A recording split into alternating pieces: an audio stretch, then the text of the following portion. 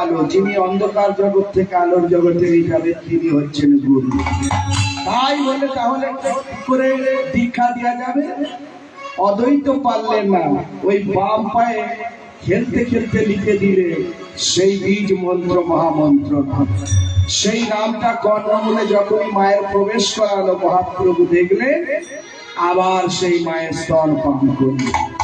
আর দিকে নদে নাগরীরা বললে না, আগুন নয় রে, দেখ এমন একটা সন্তান এসেছে যে সন্তানকে দেখে আর বাড়ি ফিরে যেতে মন যাবে।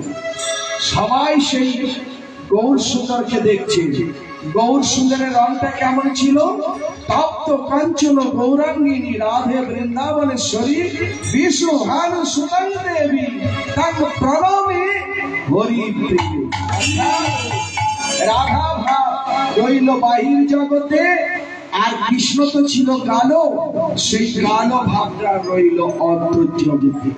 রাধিকা রা গোবিন্দের গো, দুই মিলে হলো নদী আর গো।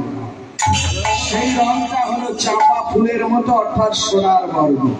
এমন রূপের ছটা, সেই রূপের ছটা দেখে সেই নদে নাগরীরা তারা বলছে, যে রূপ দেখলে আর ফিরতে মন যায় না। তারা আনন্দে আত্মহারা হয়ে উলুধ্বনি করছেন আর শঙ্খধ্বনি করে বলছেন, আমাদের গৌরে ধরে ওরে সেই সোনার নদী